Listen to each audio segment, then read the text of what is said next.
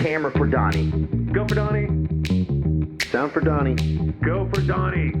Makeup for Donnie. Go for Donnie.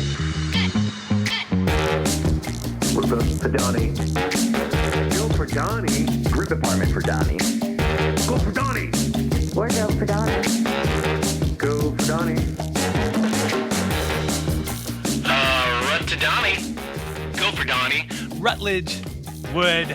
Oh my gosh, you guys. Hi, everyone. Welcome to Go for Donnie. This is Rutledge Wood. I'm Donny McGuire. Man, it's so good to see your face. And I'm just looking at these credits real quick from Hot Wheels Ultimate Challenge, Florida's Lava, Lost in Transmission, Hyperdrive, Barbecue Showdown, Southern and Hungry, and of course, NASCAR Trackside, and How I Know You Best from Top Gear USA. Holy shit, dude. What's up, brother? Man, you've been doing some stuff since that last one I mentioned. I've been busy. It's been nice, but dude, I have missed you so much. First off, none of those other things would have been possible without you, all your hard work. The unsung heroes of these three idiots up here was everybody that worked on our crew. And I know y'all have talked about it. We were all so fortunate to have truly this semi-dysfunctional, but we had a family, and it was a family of people that we were all like, you know what? This is a task that is almost impossible, but we think we can do it, and we're all going to show up every single day and work as hard as we can. And man, I know for me, what got me to Top Gear was just being myself and being a ridiculous goober. And I got lucky and found my way into covering NASCAR, and that opportunity, you know, I interviewed one of the guys from Dukes of Hazzard, John Schneider. That was the thing that landed me in front of. Yeah. I did this interview with John Schneider from the Dukes of Hazzard. This was at Atlanta Motor Speedway. And sitting, I think in the UK still at that time, was our executive producer, John Hessling. And he was watching everybody who'd been on TV for cars in like the last 10 years. And he saw this clip that was loaded onto YouTube by a race fan illegally. Mind you, I don't know who. I never met them because Speed Channel didn't really believe in the internet, which is also what took them down.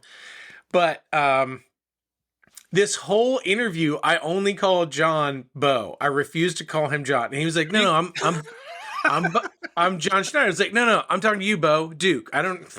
Anyway. So I spent the entire 2 minutes of this interview. We're riding around in an old General Lee around Atlanta Motor Speedway. And I just questioned the nature of the relationship between him and Daisy. Oh my gosh.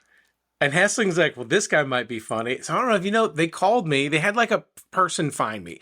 I didn't have an agent. I wasn't in the phone books. I was like a nobody. And this person calls me from the central booking agency. And I was certain that it was a prank call. Because I was like, booking agency, the CBA. Yeah.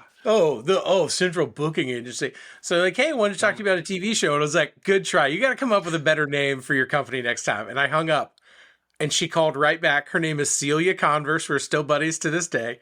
And she was like, let's try this again before you hang up on me. And like, we were living out in our first house in Sonoy. I was loading Elsie into the car, who was like 8 months old or something. Oh my gosh. And she was like, well, I've been hired to find you. I think I found you. I don't want you to hang up, but let me tell you. And so it turned out like she couldn't tell me what, but I knew it was for BBC.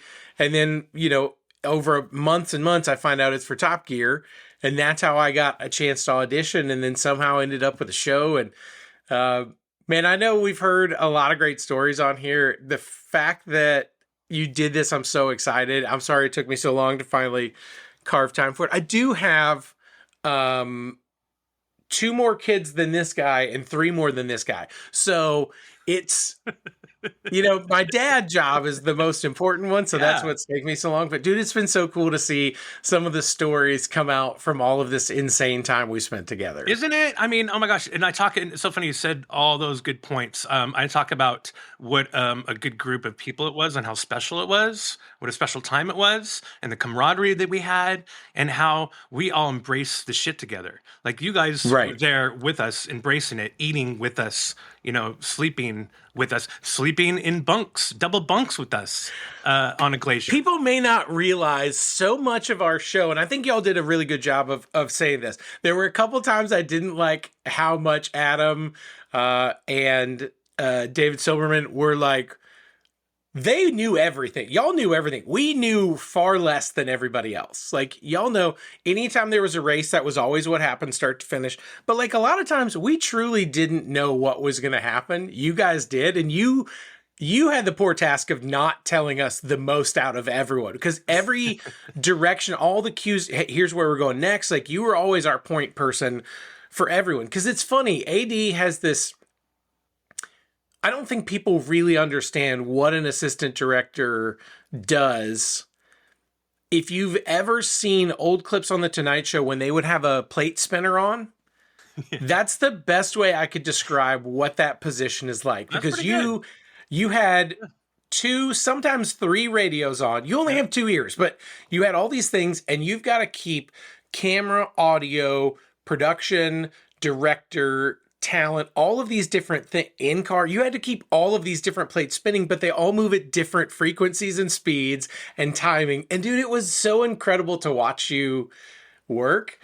But dude, it was such a motley crew in so many ways. And we literally, it was like we just were this band of brothers and sisters. Because I don't know, have you had Tabitha on yet? I hope you'll get Tab on. No, I'm working to get Tabitha and Janine on as a pair. Oh my gosh, and Janine too. So Tabitha Lintel was one of our producers and then executive producers. And Tabitha's incredible. Yes.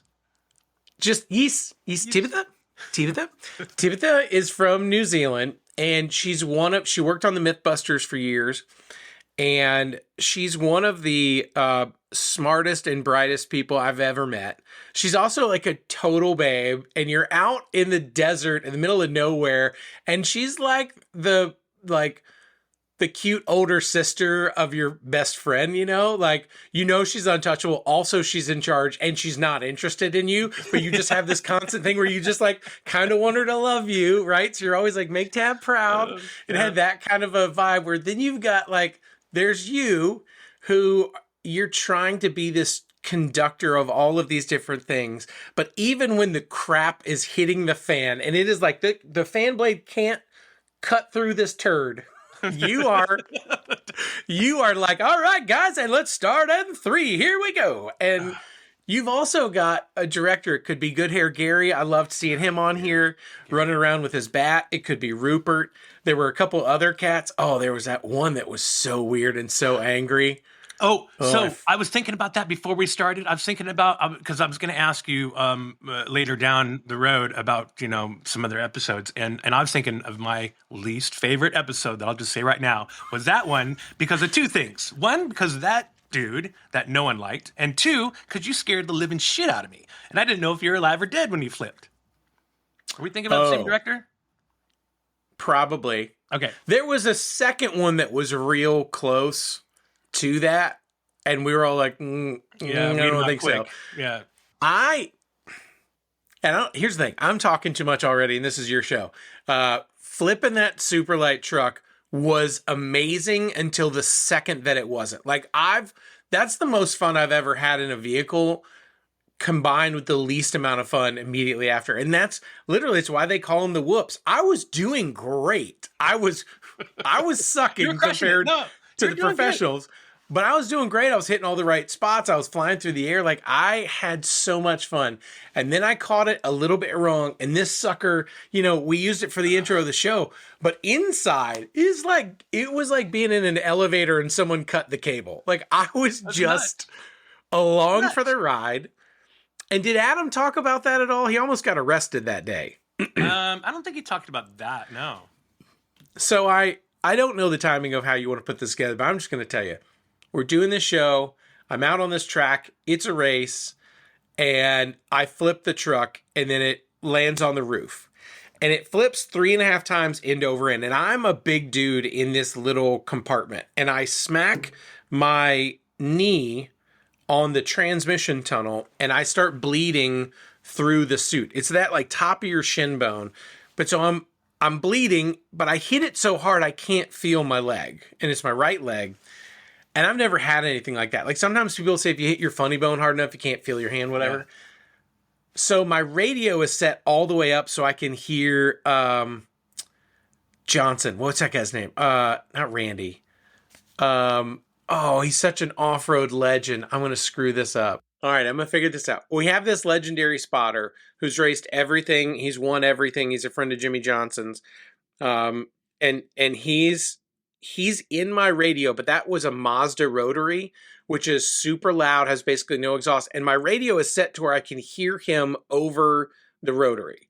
Well, now that I've flipped it over and it's shut off, all I can hear is him like inside my soul going, dude, you okay? You okay? Dude, Rut, dude, you okay? And I'm hanging upside down and I'm trying, because I've got a Hans device on too. I'm hanging upside down and I'm trying to find the button. And then finally I find it on the steering wheel and I'm like, yes, I'm okay. Stop talking. You're so loud. And there's a guy at the window net and he's like, hey man, do you want me to flip you over so you can keep going? And I just yelled back, oh, I want to go to a hospital because I can feel blood and I can't feel my leg. I'm pretty sure I broke it. I'm just hanging upside down. No, I don't want to keep going. Why do people do this? Get me out of here. So it was like the just life's cruel fat kid joke wouldn't stop. They just kept having to like rock the truck back and forth to flip it over. I don't know if you remember that. So they finally flip it over. They pull me out.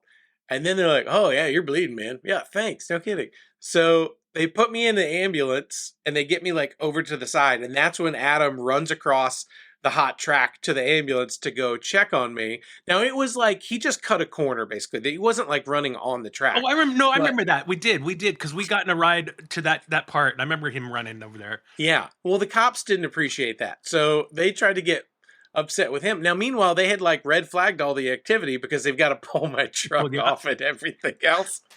So we get in the ambulance and one of the guys is a huge Rutledge Wood fan, huge NASCAR fan. And he is blown away that now I'm in his ambulance and it's just going to be our time. And he's like, man, this is what are you doing here? Shouldn't you be at Talladega? And I was like, yeah, I'm racing. So, and the other guy's like, yeah, we need to check this out. And he's like, yeah, I got it. And he's like, man, why do you think Jim Johnson's going to win this year? Like, he just goes on this NASCAR diatribe, right? Oh my and gosh. so finally, the other guy who's clearly in charge in the ambulance is like, hey, man, I think you should probably check him out if he's in here. And the guy picks up my arm and he goes, look, he's fine.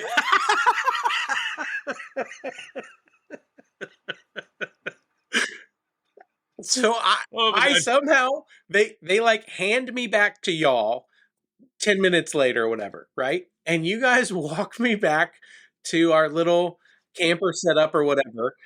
And at this point, the adrenaline's coming down and I am getting real sleepy. And that was the point y'all realized, oh man, nobody checked this dude for a concussion.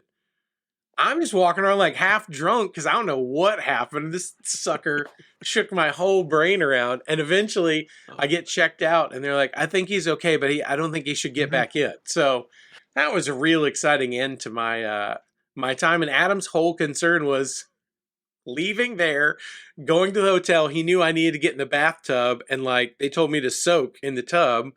And I think put like Epsom salt in there, try to get some of the swelling to go down. Because it hurt my back at the same time. I had back surgery when I was 20. So, like, Top Gear is really just how bad can Rut's back hurt every week. But Adam was so concerned that he was going to have to get me out of the tub naked.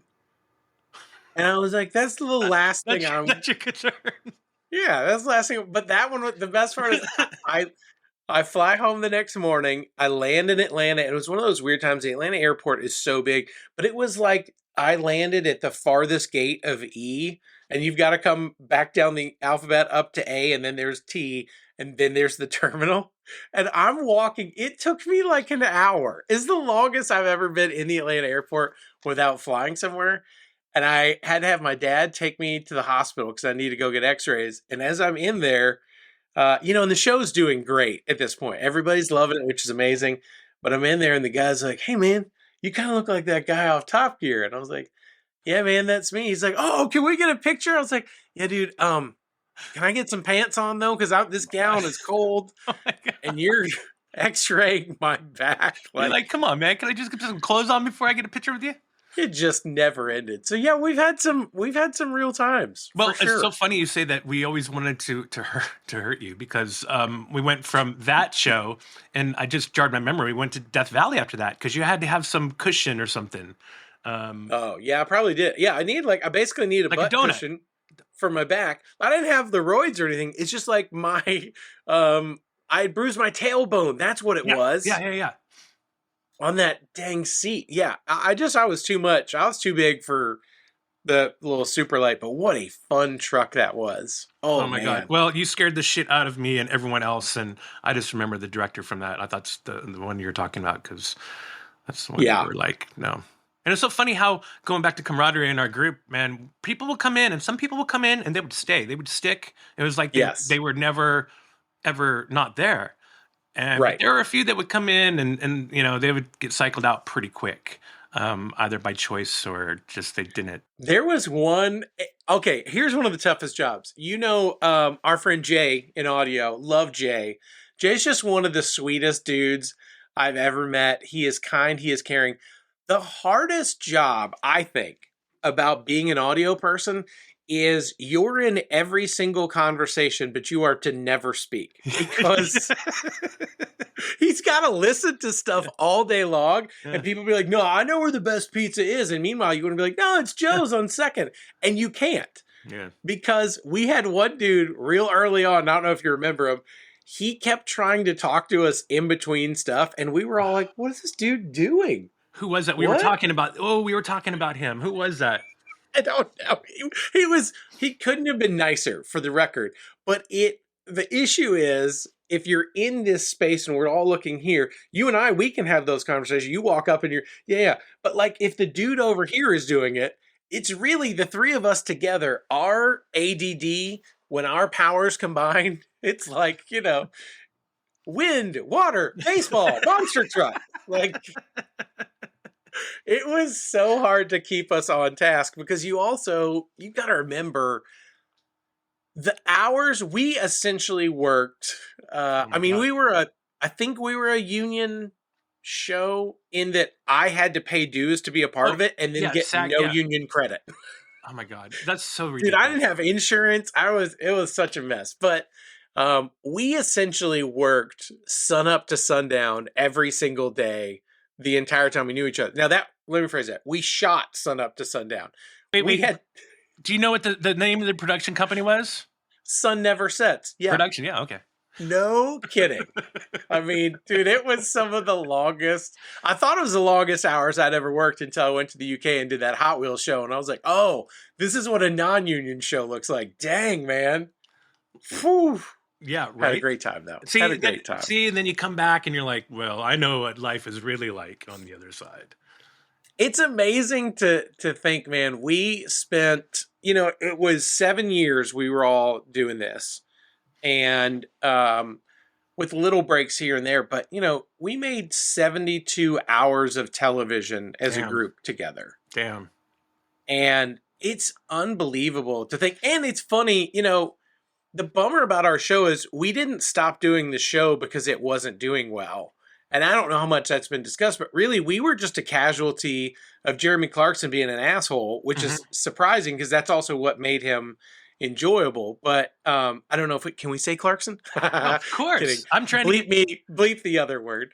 So because he got fired and started the whole panic in the UK, essentially what happened was BBC went to history and they were like, hey, we need more money to keep this show going. And originally it had been a 5-year, 50-show deal, and we kept adding on to it, right?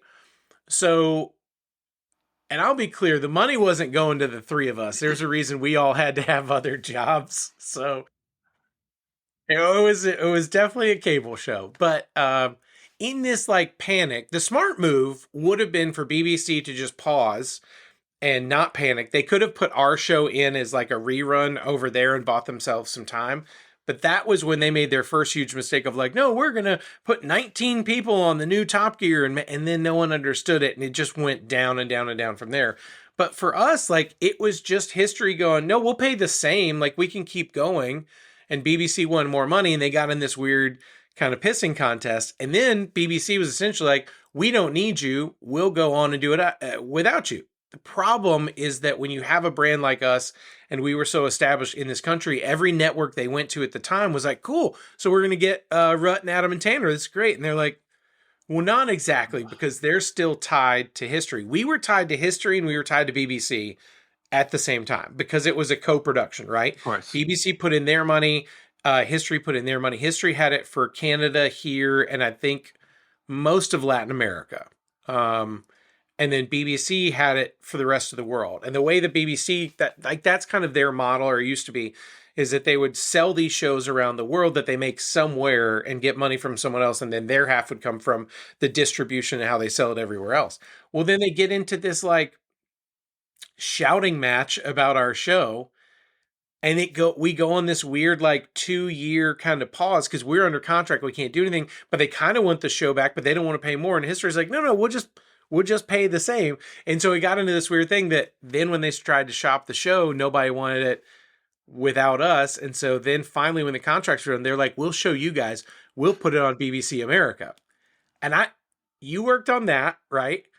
Yep. That one was messed up because, and I'm not going to say anybody's names, but I called the dude that was in charge, who had been with us for, he'd probably been there 5 years. And I really liked him. But I made the point of like, these are our people. This is like my family, and you're taking my family out, but you just put like a new mom and dad in, and you're acting like we didn't exist. And I was like, bro, we know y'all have been in pre-pro, and we've known all this stuff, but y'all didn't call us and tell us you were going to go do this. And that felt like that was a great lesson for us for the business, I think, is that I wouldn't do that guy's podcast, right? It doesn't mean I wouldn't be friends with him, have a good conversation, but I certainly wouldn't go to any extra lengths to try to help him or be friends with him. Everybody else on our group was like, we were all talking, like, hey, here's what's going on. And because it wasn't about me, all 3 guys that they had do that next iteration were all friends of mine. And I was like, cool. Hey, here's what you need to know. Donnie's your guy. Go to him for all of these things, whatever. Also, BBC does not care about you. If you die, they will just box you up. And I don't mean that in a mean way. Right. They're just, if you're not British, their ability to care, it's a much smaller bucket than if you are British. And that's great. I'm happy for them about it. But, and like, my buddy Antron Brown was on there. Antron, I'm trying to get him on the show. Yeah. I love Antron. He's such a great dude. But like, I had to call AB because we had gone through all these different like logo battles. It's tough when you'd watch the UK show like we all did and love that show. But like, one of those guys could show up wearing an Under Armour shirt or TRD or Polo or whatever, and they can wear it. And then here, those of us that were employed by other groups, like me, I've been with Toyota for, 14 years at this point. Tanner had been with, we started... It was Ford when he started. Ford, that's right, yeah. Right? And he used to make fun of my love for classic Volkswagens, and guess who he still worked for? Oh, the irony was never lost on me there. But like, we'd wear something remotely smaller, like Tanner would try to wear his Rockstar suit, and they would go crazy. So I called Antron, I was like, hey, bro, you are a top fuel dragster. That's what you race. If you get in a fire suit, it better be your fire suit. If not, don't get in one. He's like, I don't know. And they said I can't wear one. And I was like, nope, you're not going to do it. He was like, for real? I was like, no, you're going to say no. And they're going to be like, no, you can't. And you're going to say no again. And then they're going to let you. And he's like, okay, and guess what happened? I knew it, you jerks. So like, there was a lot of that stuff that is hard to make sense of. And some of it is American TV. And some of it is, oh gosh, I used to battle our legal person, and whoever it was, sucked so much at BBC America. And then they left, and I think they ended up at the same agency that I used to be at. And I was so mad about that because I'm a dude that made it in this industry, and on paper I should not have. Like I didn't work in LA and wait tables and, try to like get a commercial. Like, even though that was always my dream, that's not what I did. I was like, if I make it on TV, it's got to be from Atlanta.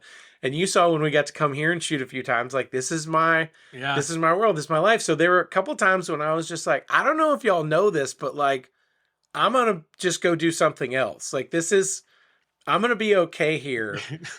But y'all can't treat me like a person that doesn't have value or exist or whatever. And so anyway, they do that show, they put on BBC America, and that sucked for Bill Fichtner too and Wookiee, because nobody watched BBC America unless it was for like Doctor Who. Yeah, Doctor Who. Yeah, they're not turning in to watch an American program. Yeah, and I was like, that's such a great lesson for all of us, at least, about like, you know, the people at the time, and I'm not saying this is a blanket statement for BBC, but the people at the time, their pride destroyed that brand. Yeah. And made a mistake. So then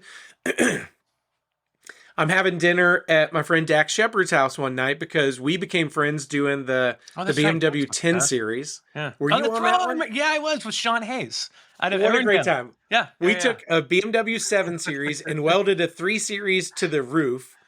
And Dax was steering. I was doing the gas and brake on the car. And it was so funny because if we ever watched that show, I had loved him forever. Just huge fan. And he shows up in his Lincoln that day. And there's very few times I think in my life that I have been starstruck, but he's not like, Dax is one of us. Like, Dax is a car guy that like absolutely has made it. But like, if you look at the arc of his life, like he's such a great example for dudes and humanity and understanding like vulnerability and things I'm good at and things I'm not, like all of those things. And I even heard him like, you know, I heard him talk about why Top Gear was difficult for him and why, you know, he had to make some apologies because he came into it going I've come from this one world and then I got over here and it was not like that. And I got, oh, okay. That was it. But he also got to that place where time of his life. And anyway, I just had so much fun doing that with him. But I was there shooting something for the Olympics, and I was having dinner at his house. I'm sorry. Wait, can I stop for a second? You were doing something for the Olympics, like something like hosting stuff. God, I forgot to mention that. Sorry. Yeah. So I moved to NBC in 2015, and so I did. I covered the Rio Olympics in 2016, Pyeongchang in 2018. Then the delayed Tokyo Olympics, which was 20 to 21. So I think this was maybe for the Winter Olympics. If I look at the timeline of it, we would go and do these fun events in LA where you'd get all these athletes together and you do fun kind of things with them. And anytime I'm out there, because Dax and I became friends on the show, I'd always text and say, hey, I'm in town. What are you doing? So I'd try to go see him when I'm out there. And I was asking like, so, how's work going? Like, what's new with you? And I knew that there had been talks that Top Gear was going to come back again.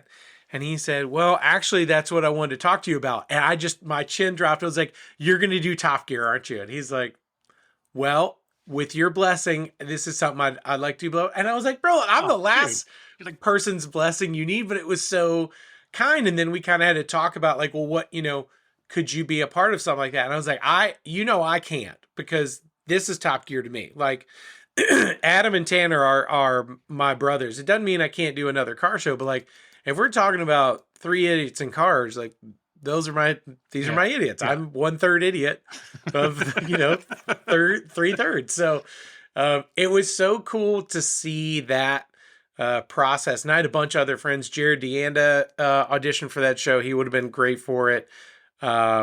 Chris, what's his name? Evans.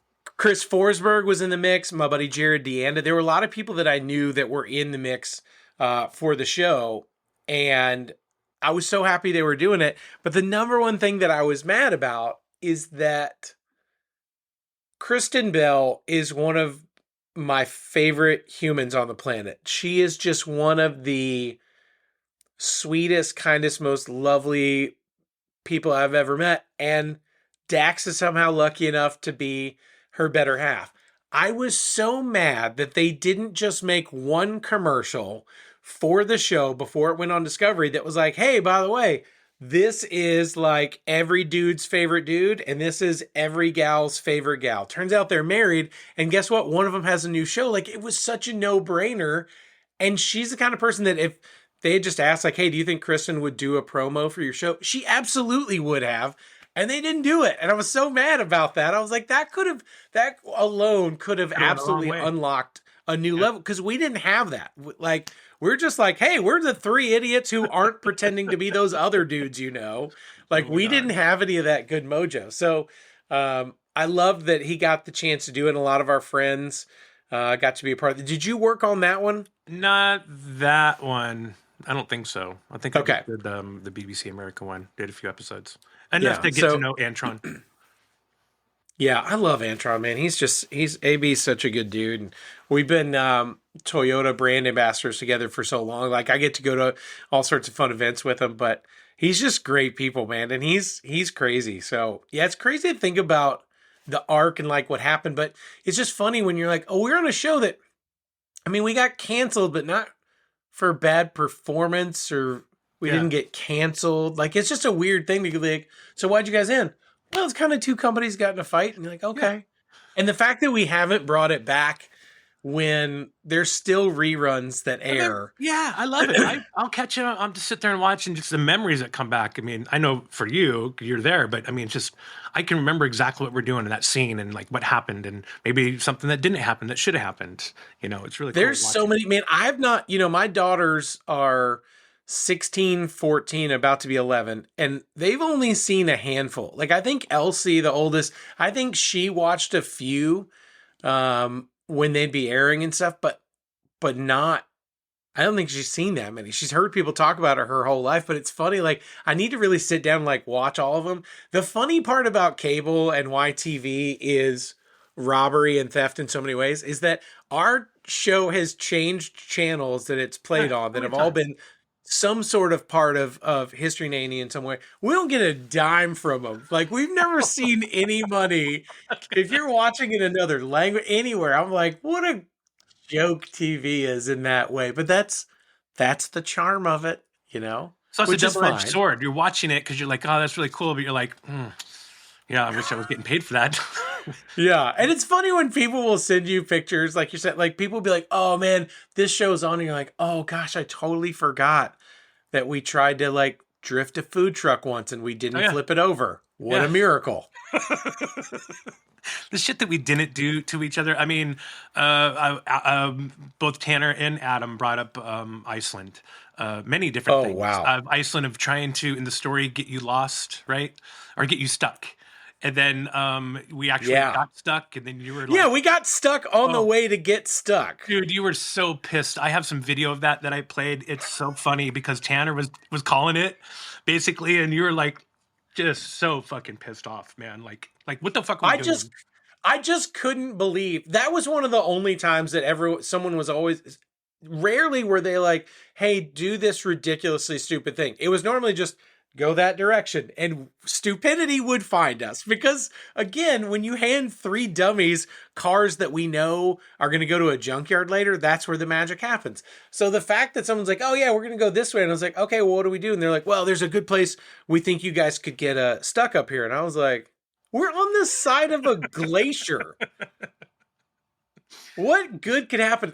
I don't think there's enough footage of whatever the night was. You remember, there was some sort of hill we were supposed to get up. Yep. But the problem was with the three of us in the weight of Tanner's Bronco, it wouldn't move forward. So we were like, oh, we got to get out to push. Well, we could make it move if we pushed slightly. But the snow was like, I don't know, 2 feet deep. It's horrible. And it's pitch black. And here's Adam and I. We are not professional racers. We are in okay shape. But I remember distinctly believing I'm going to have a heart attack while Adam has a heart attack behind this blazer. Tanner will never even know because he's like, come on, guys. And he's in the driver's seat. And I just want to be like, get your ass out. And I'm sure I threatened that multiple times, but we were trying to get up some hill in the dark. I don't even know. I don't know where we were going. I don't know what we were doing. I don't know if anyone pointed out when we were in Iceland, which was so beautiful. And I cannot wait to go back. We had to have a plan of evacuation. Did y'all talk about that? No. Okay. So I don't know if you remember this and you always were a part of the safety meetings, right? they had a person there who basically told us, okay, so this volcano has gone off like clockwork every 50 years, except it's about 20 years overdue, and we think it's going to go any day. And we're like, by the way, we're in our stuff. Y'all had the real gear. I was wearing my orange down jacket this morning, and my chiropractor's like, that's a jacket you wore to Iceland, wasn't it? I was like, yeah, look at you. So we're in like half jackets. Y'all are in the real stuff, right? You had like a trench coat that was this thick. It was amazing. I don't know. And we had all that. We were kitted out by Eddie Bauer. We had all the Eddie Bauer gear, and we had the over jackets. You guys just had the under jackets. Y'all had like, dude, y'all had like snow dusters. Yeah, you had never looked better. Yeah, it was like we were like happy and so comfortable and warm in those things. Yeah, especially when freezing our balls off, changing the axle on the Ford Bronco on the side of the hill that dug down and used the battery from the other Razor or something. Yeah, good times. Scout. You remember it was so much fun. But while we were there, we go to the safety meeting as we're about to go up this thing. And they basically said, so if it starts to erupt, here's what you need to know. You've got 3 hours to get down and out of harm's way. And we're like, okay. They said, now, the obvious thing is going to go the way you came and go right down to this valley leading towards the beach. Don't go that way. Because once it starts to erupt, it's going to melt the glacier that's on top there and create a flash flood, and it's going to head straight towards the beach. So you can't be on this side. So when you evacuate, you need to go the other direction. And we're like, 3 hours? It took us 3.5 days to get up. What are we going to do with 3 hours? Make that squid ink pasta again? Oh, that squid ink pasta. Yeah. Oh my God. And why when you... I don't know what it was in me. I think it's because I knew I trusted you and I loved you and I knew I felt safe. I'm not sure why the two biggest dudes on the crew chose to bunk together in that tiny cabin that we had to break into. We didn't break into it. It was iced over. We did break through. Thick ice we had to break through. You guys had to do that on camera first. And then you remember it had a bathroom in the sense that there was a bucket with a trash bag in it. I went outside. Yeah, but it smelled so bad when we got in there. We're like, finally, we're going to get in somewhere warm. And you're like, oh, God, it's a fresh turd in here. Oh, what do we do? I still love it. If you look at that shot, what was the guy that did, what was my man? He rode motorcycles. He had tats. He would do the time-lapse stuff. So our like 5D operator is outside. Yeah.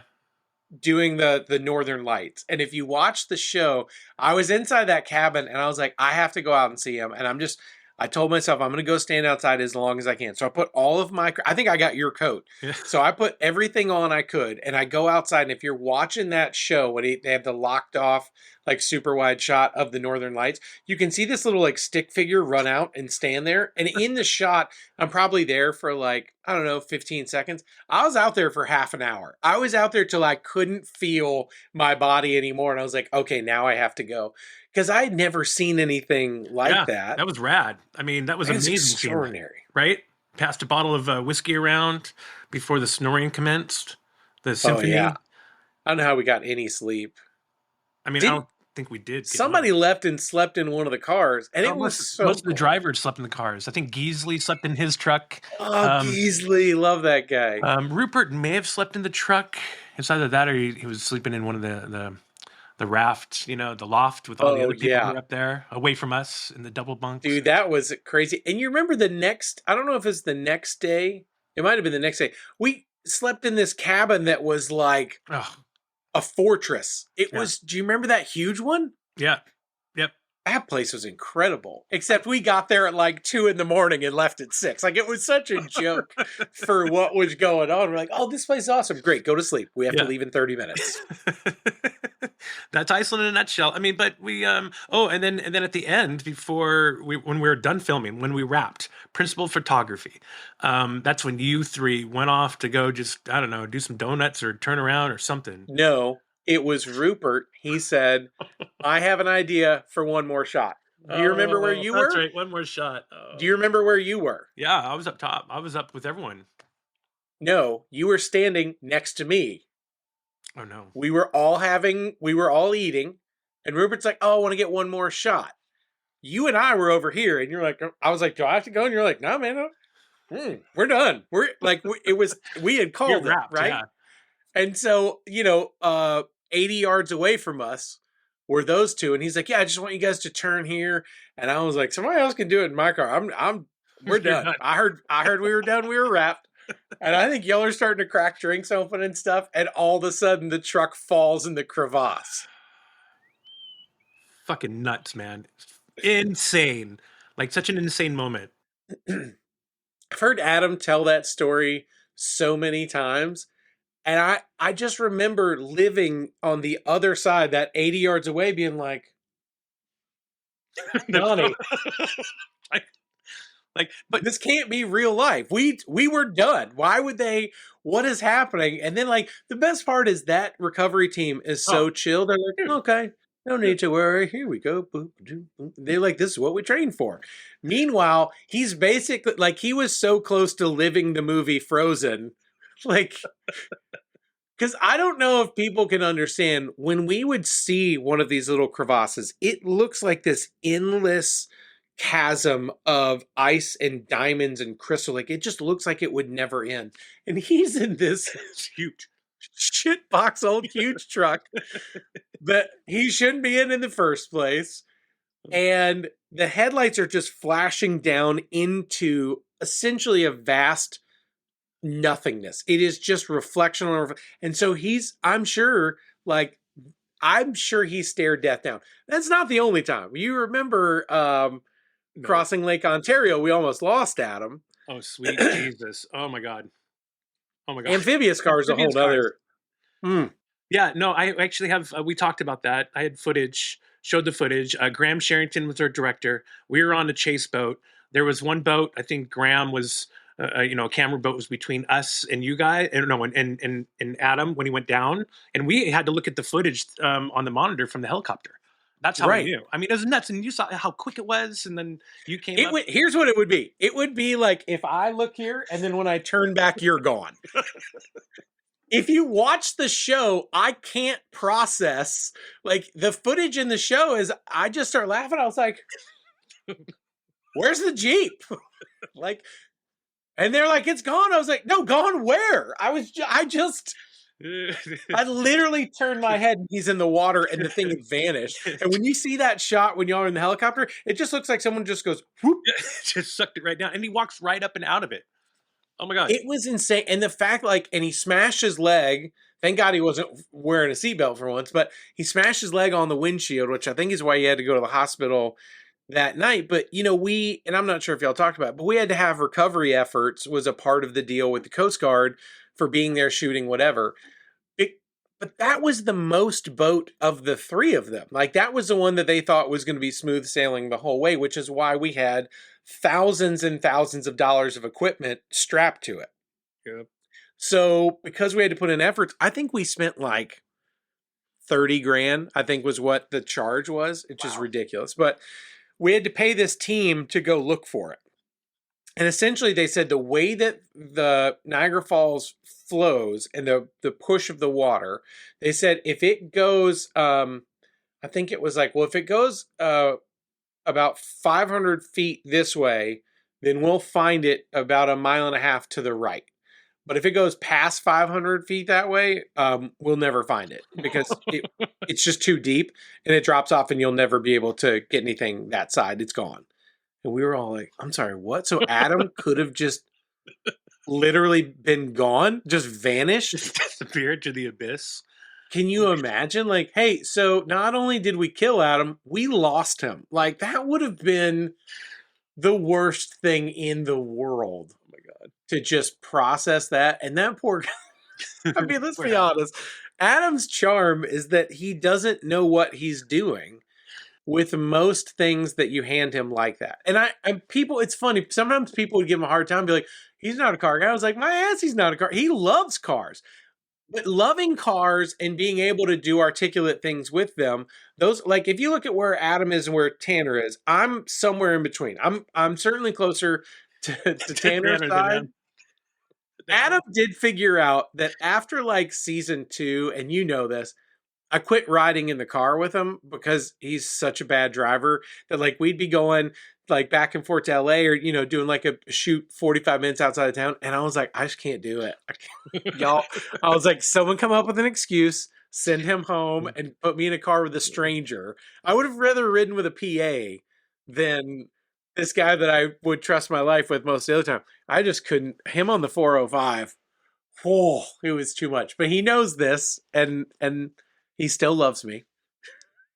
God, that's funny. I mean, we have, in all fairness, we poor Adam. We have. I want to do an episode where it's an episode about how many times we tried to kill Adam, because it's almost every show. It feels like. I mean, don't get me wrong. There were a handful of times where people thought I had like the weakest stomach in the world, and I think that you could vouch because you were there. That's not the case. Tanner would deliberately try to make me barf. One of those, do you remember we did a thing for like the video game awards that you were a part of? Uh-huh. Yep. They have these cars that when manufacturers have a car that's brand new and it's pre-production, a lot of times they call them crushers. So the idea is that the car has to be legally destroyed once this window of time that's pre-negotiated or whatever, once this time is done. And so they brought us 2 Dodge Challengers, and one of them was a crusher. And I don't know if the second one was or not, but you remember we used one for like a interior or something. The other was an exterior. And then they were like, all right, cool, we got it. Now you can really hit it. And we were trying to spell out, Forza or something? Forza, yeah. Okay. And I think it was for the video game awards. And it's just Tanner and I in this car. And even the stuff that he didn't need to, he was just violently throwing the car left and right. And I was like, bro, we just had lunch. This doesn't feel good. He's like, no, Donnie's going to love this. And meanwhile, y'all are over there like, this isn't even going in the chute. Don't need it, yeah. This doesn't connect to the other parts. So we just keep trying to ramp this car. That was one of many. And there was a time, all right, so we did, I think it was the Donald Trump show. Were you on that one? I was not. No, I was not. What? Yeah, I know. Of all the shows in New York. So that was the time. Did McFarlane talk about when he got kicked out of the bowling alley? Yeah, I think he did. Yeah. I think he did. So I had forgotten a couple times that we as a crew, because this was our family, when there were fun times and things we needed to celebrate, we celebrated as a group. And you know, that could have been out in the desert, passing a bottle around or whatever. But we were in upstate New York and doing this ridiculous show where we were trying to buy a celebrity a car, but we didn't know who the celebrity was. And it turned out to be Donald Trump. This was 2012, I think. And I had this Lamborghini that was a former rental car, and the transmission and the clutch were just destroyed, dude. And so the best part is it is it's an automatic car, but it has a clutch, and it's basically like it got a little gremlin in there that does it for you, is the best way I could describe it, right? That thing was destroyed. And so if you got on it at low RPMs, the car would start to violently buck.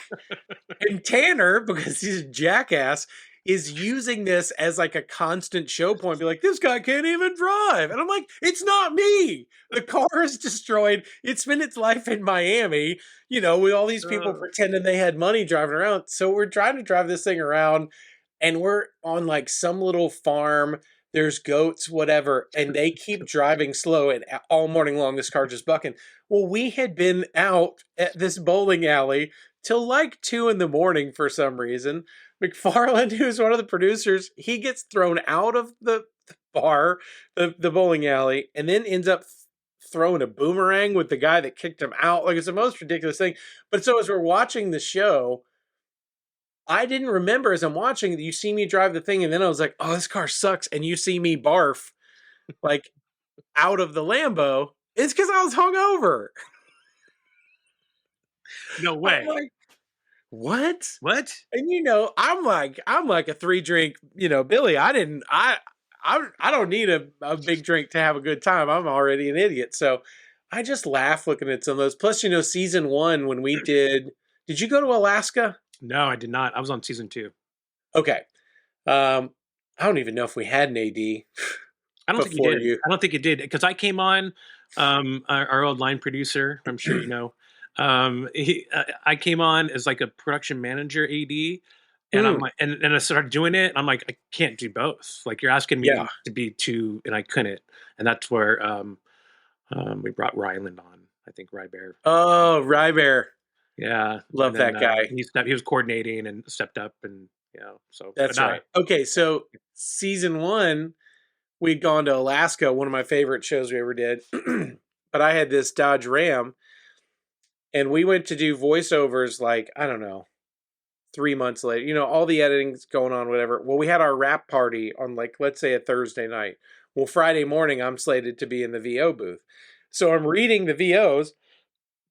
Excuse me. This could make me sound like I had a problem. I didn't. I may have been a little overserved on the wrap party from the night before, and I'm reading this thing, and I don't catch that. Like, I always joke, someone with a Prius wrote one of the facts wrong. So they said this Dodge Ram had a 5.7. It doesn't. It had a 5.9. But dude, even still to this day, when that show airs, and I say, oh, it's got the 5.7 V8, every Mopar bro in the world comes no. after me, and they're like, you idiot. Everyone knows it's a 5.9. You're not even a car guy. And the whole time I'm just like, I've written back so many times like, brother, I'm so sorry. I was hungover, didn't catch it. I know it had a 5.9. Chevy's got the 5.7. Like, you're totally right, man. Don't know what to tell you, but I still love cars. I just didn't catch that. But that's, yeah, we've had so much loyalty for the fans over the years. It's been insane. Well, we also met some loyal fans when we got to Mount Charleston after a Death Valley shoot, as I'm sure you recall. For those of you that don't know, we filmed an episode and drove through Death Valley. Rutledge tried to drive through Death Valley. Adam failed miserably when it first started. And then went from Death Valley up to Mount Charleston and then ended up in Vegas. But when we got to Mount Charleston, from the drive from Pahrump, Nevada to Mount Charleston, I was lucky enough to get to chauffeur you, Adam, Tanner, Rutledge, and Tabitha up to Mount Charleston in this motorhome that we'd rented for you guys. So the best part is when you hear like, oh guys, I got us a motorhome. You're like, we have arrived. Finally, this is it. And also we showed up and we're like, this is it? Oh. It's a little like a 30-foot pusher or something, like, yeah, really like basic, like pretty boring. It was like a Class C, like with the cab over thing, right? Like it was just like an Econoline van. We looked like we were in Road Rules, 50 Feast Road Rules. Yeah. Yeah, that was that trip we were trying to get from basically where we started. We drove off the highway. We were going to try to get to Vegas while never crossing a road again, which you can almost do. I made a tank track out of carpets for my Blazer. I ended up buying that Blazer years later. Of course. But yeah, we got there and, we were lucky to have some really loyal fans. Those particular fans had just gotten married. Mind you, we were there on like a Tuesday or a Wednesday. Yeah. Right? Yeah, it was midweek. Yeah. It was kind of bizarre that there was a wedding reception going on in the bar of the hotel we were staying at. And why? And it's on a resort. They don't ski out there, right? No. Yeah, it's a ski resort. No kidding. Okay. Yeah. That makes sense. There's definitely, the time of year we were there is definitely no snow. So it's out in the middle of nowhere. It's out in the middle of nowhere. And here's this wedding party. I think people say this is my throat chakra because I'm trying to decide how truthful I want to be about this. Allegedly, I like that. Allegedly, the wedding party, huge fans Top Gear, began offering all of us drugs. And we were all like, what? No. Also, the last place on earth I would take drugs from a stranger if I was into that would be here. On a weeknight where you just got married. Like everything about what was going on was so weird. And I don't know what they had, maybe ecstasy. I'm not sure. I don't mess with anything like that, but it was just the weirdest thing. And it just kept feeling like, man, this night's getting late. And then I'm pretty sure there was some karaoke. And I may or may not have ended up on a pool table singing with a cue. I'm not sure. Possibly, I don't know. I've heard the word on the street is it's possible. Word on the street. And then I think what happened was I was like, yeah, this is too much fun for me. I'm going to go to bed. And I think Adam pieced out before that because Adam's not much of a party animal. And Tanner stayed up with Rupert. Did you stay up as well? No. Oh no, Okay. no. I was an adult. I was the Yeah. AD.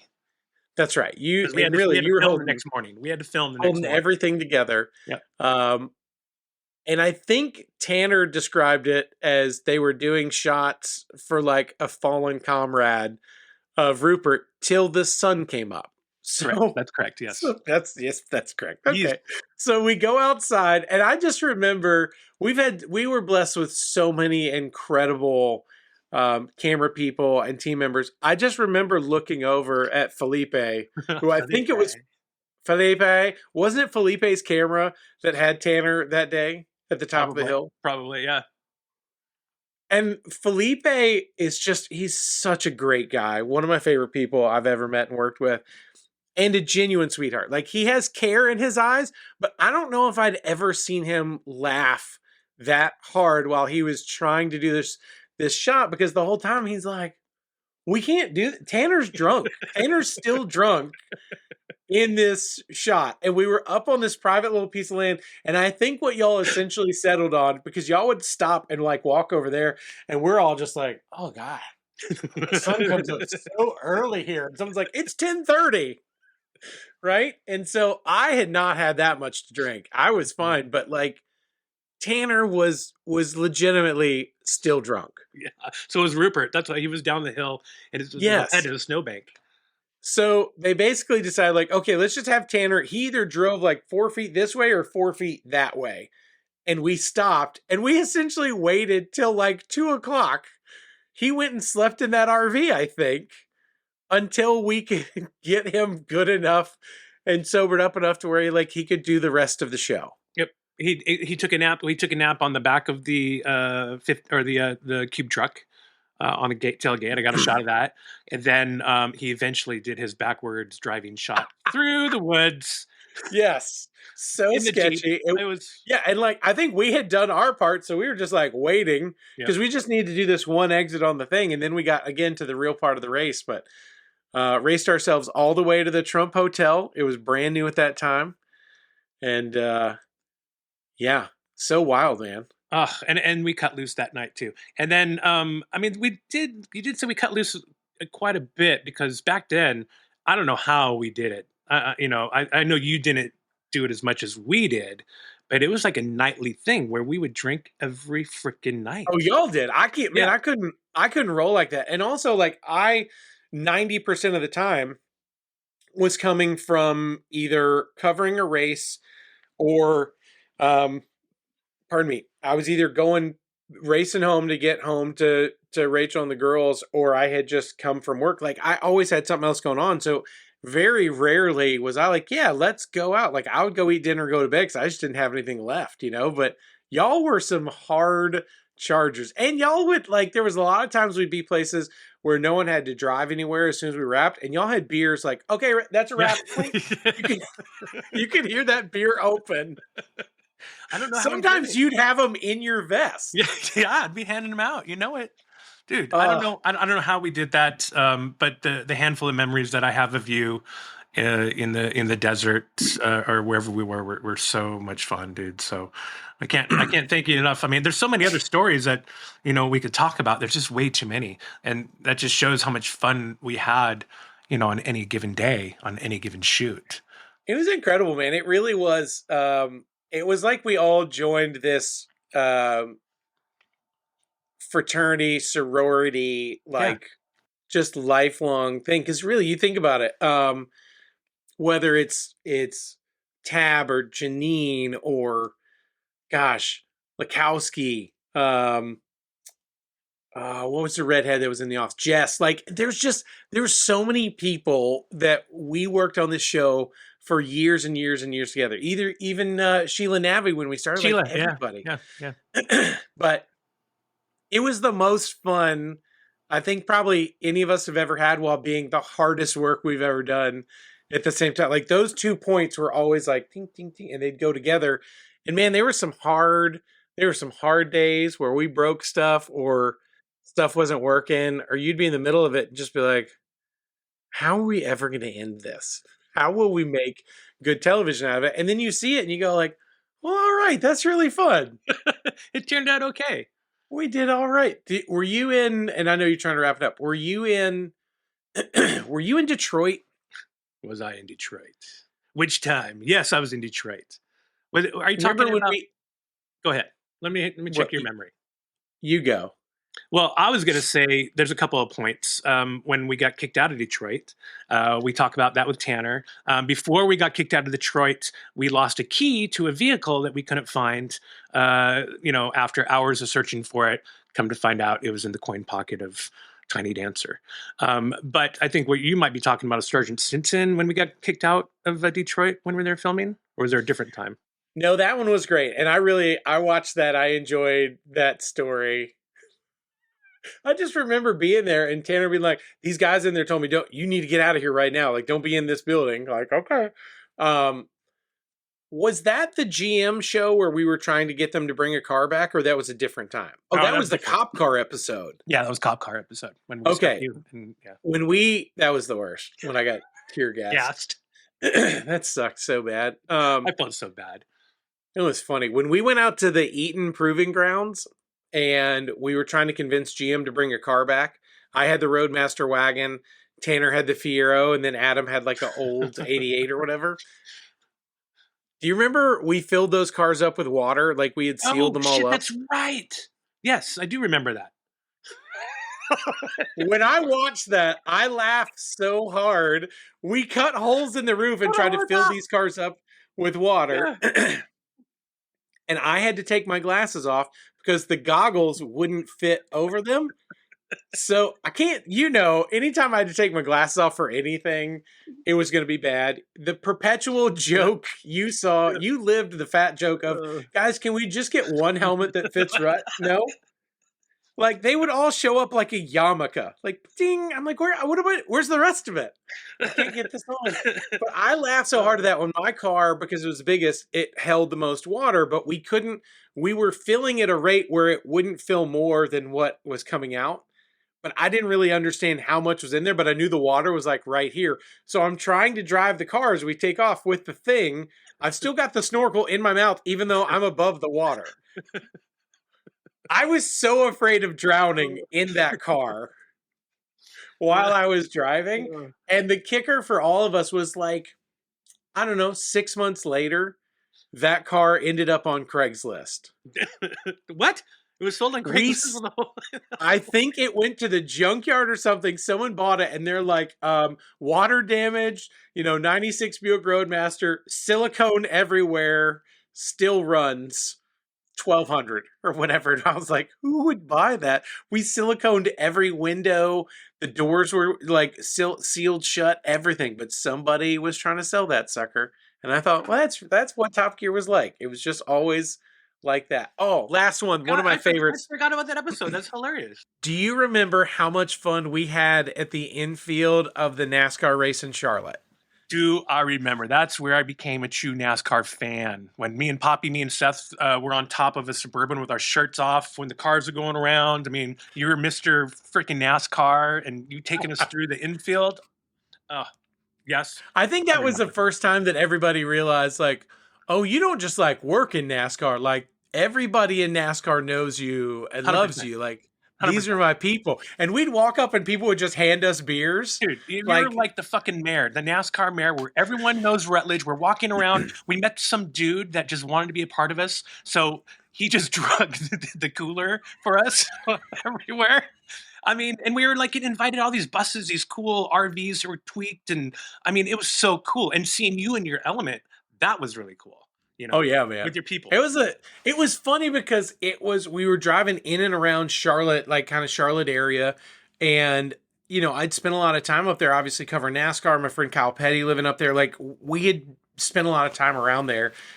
But then we end up like at the drag strip across the street. One of the most violent things we've ever done was throw a solo cup in front of aircraft propeller powered fan, which was a hurricane fan.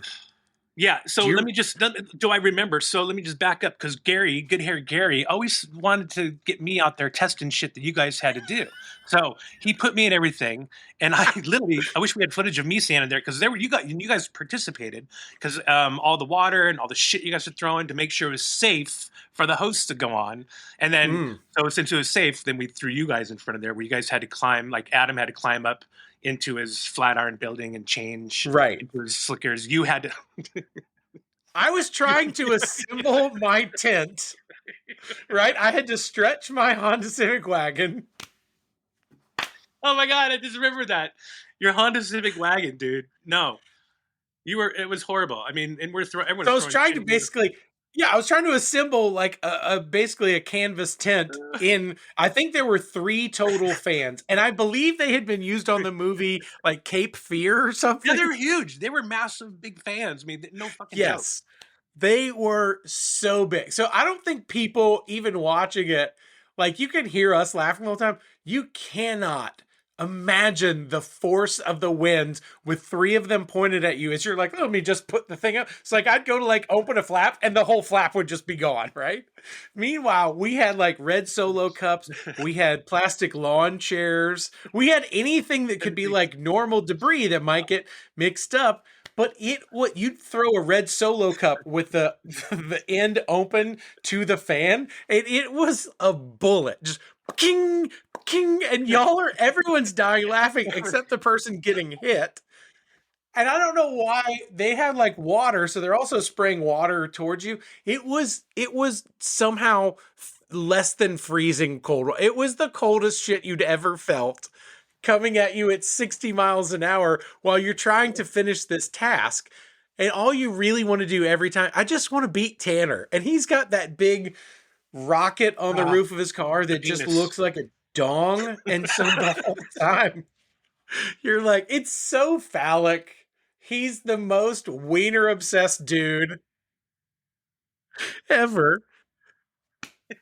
And you're like, I just want to beat him at something. And then he like, boop, pops right out the top. And you're like, all right, we're done. Let's all go home. But that was such a fun, that whole week was so fun. But getting to walk you guys around and like intro you to NASCAR fans and show you like, this is what makes this sport so special. Yeah, the racing's cool, but the racing's only 3 hours on Sunday or Saturday afternoon. But these people, like, they show up for this party and they create this mobile city. And, you know, like, I bought a beanie that night from some lady that was like crocheting it, still have it. Like, it's awesome. Just, it's such a wild thing we got to do. Did we mention the name of where we were on the infield? Isn't it called Redneck Hill? Yes. Redneck Hill, because that's where everyone makes their homemade shanties and their RVs, and that's played into the whole homemade RV episode that you guys had homemade RVs there. Oh my God. We were right at home there. We were right at home. Do you remember when, wasn't it like, I mean, the shacks that they built were something else. They were extreme. There were ones that were like they were cardboard and barely standing. Right. And there were ones that are just really bitching and remodeled buses and, you know, really cool stuff.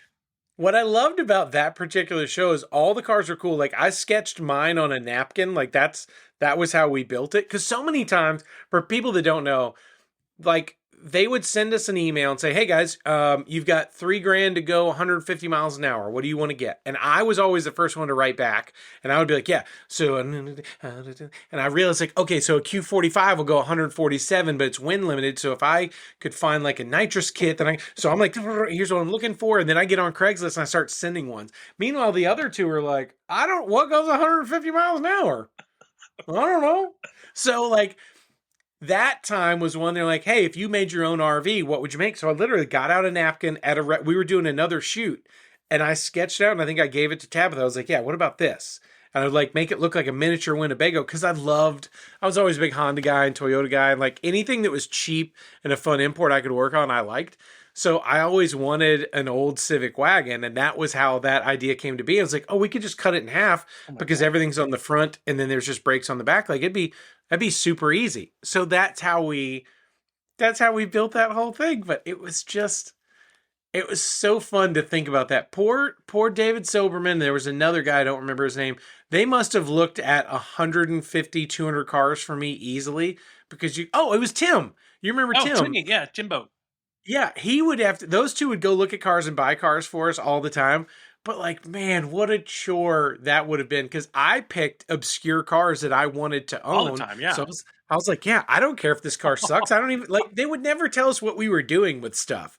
So you could go in thinking like, oh, it's going to be this kind of a race, and turns out no, it's how much can you put on the inside. And you're like, oh, well, it didn't need to be fast. I needed something bigger. And you're like, oh well. So it was a really funny thing and how that worked. But that was just such a perfect episode of crap. Adam blew the airbags on that Flatiron building in like 30 seconds at that RV park when we first started day one. And then the fact that we get it on the racetrack and I think the wind could have flipped it over, but I was like, any minute Adam's flipping that bitch over. And sure enough, he did. It was incredible. That was one of the, I say that's one of the best days of my life.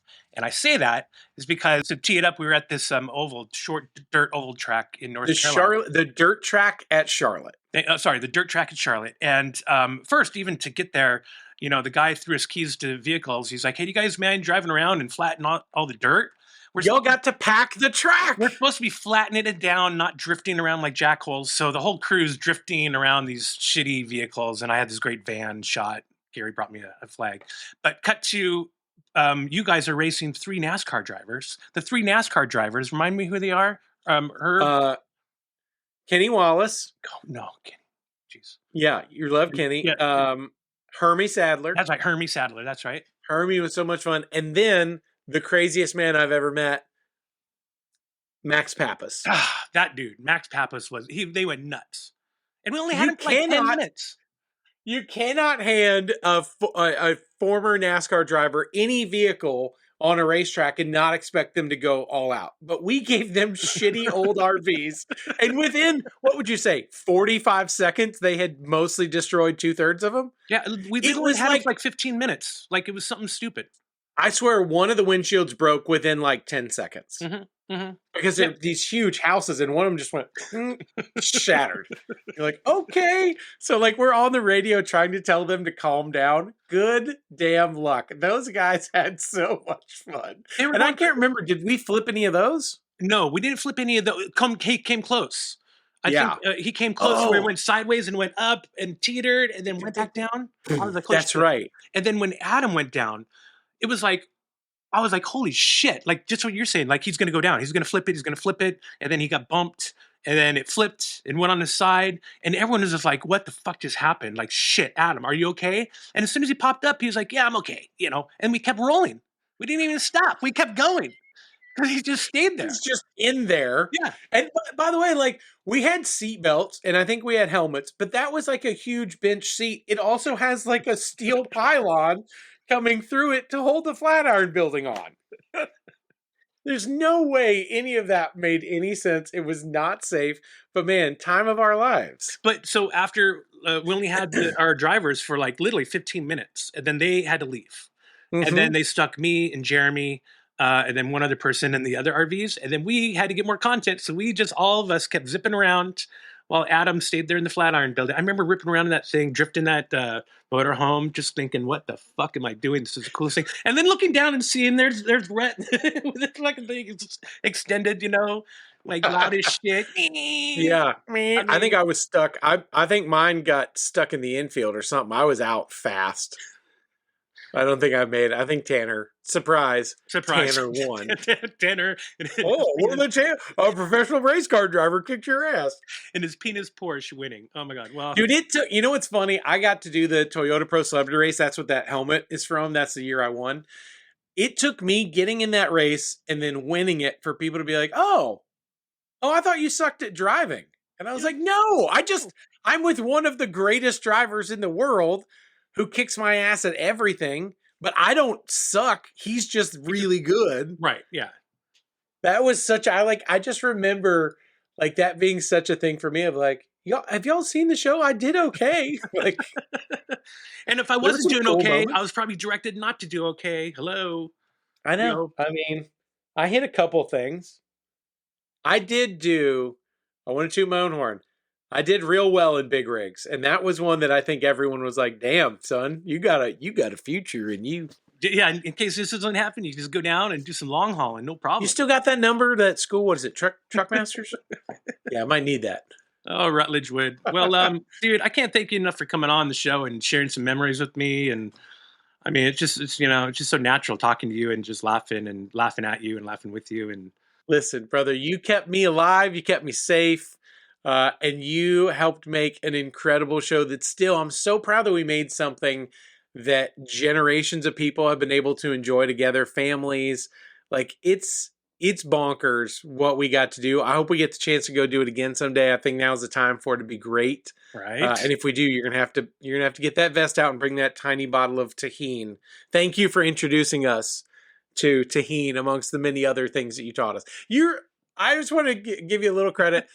I've never seen a person come up with more weird things who knows more stuff. Like, I feel like I know a lot of weird things. You were always my match of like, oh, really, Donnie? Where did that fact come from? And then I look over and you're driving a train. And I was like, oh my God, this guy, you remind me, you served in what? Army, infantry, old guard. Served in the infantry. Then you drove trains. Drove some freight trains for a hot minute. Yep. Like, you've been in TV. Like, dude, We both are there's DJs. just nothing. We're DJs as well. Yep. Well, Yep. see, I same mean, thing. what can't you do? Brother, I appreciate you so much. Thank you for all those long days and all the insane travel and everything else. You and so many other people made our show incredible. And I love you forever. Thank you, Rutledge. Single tier. You're the best. I heart you. Well, hey, man, thanks for coming. Guys, don't forget to check out my website. It's gofordonnie.com. And on that website, I do have, just like you, I checked out your website. I just have some nice little, swaggy things, some nice little stickers, go for Donnie. Oh, the radio.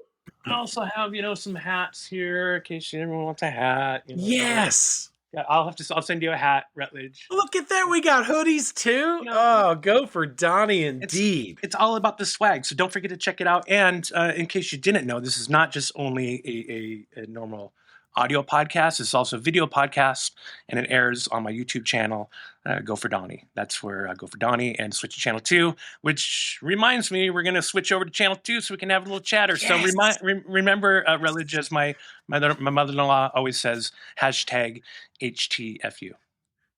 I live by it, babe. HTFU. F you. I heart you, man. Thanks, Rutledge. Love you, brother. All right, later, man. Production for Donnie. Go for Donnie. Locations for Donnie. Go for Donnie. Habitat for Donnie. Go for Donnie. Hey, Donnie, what the hell are they doing?